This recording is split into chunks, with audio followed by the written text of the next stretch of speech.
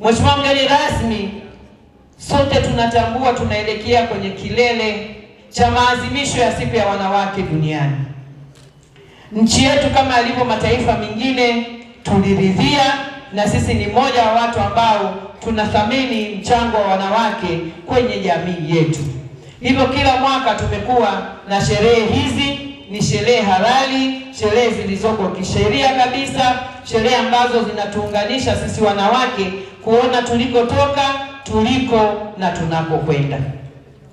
Nishukuru sana Mheshimiwa Rais wetu wa Jamhuri ya Muungano wa Tanzania kupitia wizara zake za TAMISEMI na maendeleo ya jamii walituletea miongozo thabiti ya namna ya kuratibu na kutekeleza maadhimisho haya, jambo ambalo limetufanya tufanye kazi yetu kwa umakini na bila kukosea na malengo yaweze kutimia.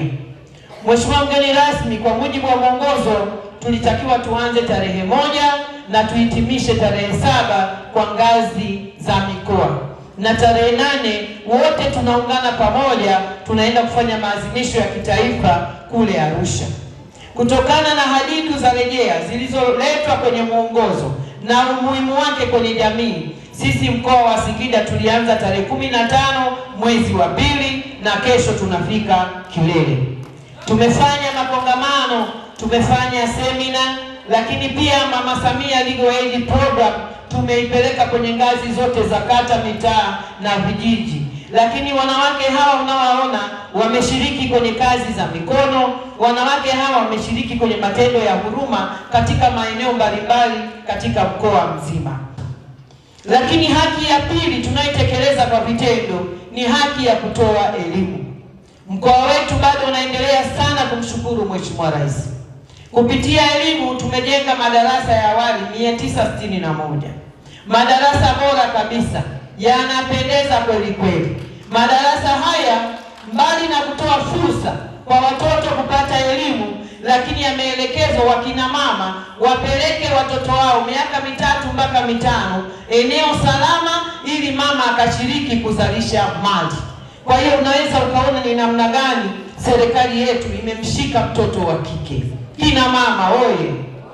Lakini programu ya Mama Samia Legal Aid hii nayo imeenda kuibua hisia za wanawake.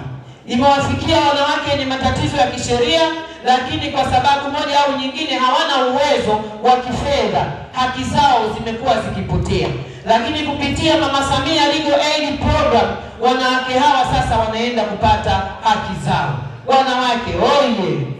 Mheshimiwa mgeni rasmi, sisi tunakuomba fikisha salamu za upendo kwa Mheshimiwa Rais, na nenda ukamwambie wanawake wa mkoa wa Singida tumemwelewa sana, na kwa sababu tumemwelewa tunasema Singida na Samia,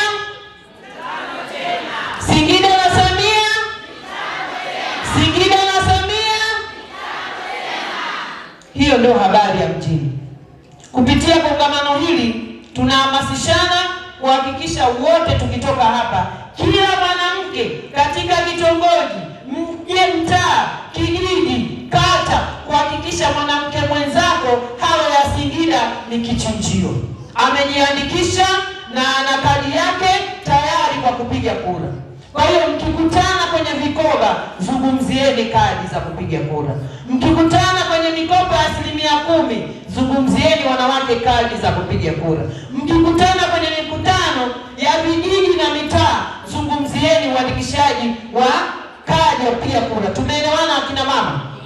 Ili tuje tutimize kweli. Itakuwa ni aibu ulimwenguni toka 1908 tunakimbilia haki zetu ikiwemo usawa. Leo tuna mgombea ameshapitishwa, mgombea mwanamke ambaye kwa bahati nzuri kazi yake tunaiona kwa macho, alafu tunampa kura chache.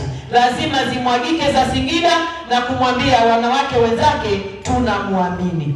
Hizo ndio salamu za mkoa wetu wa Singida.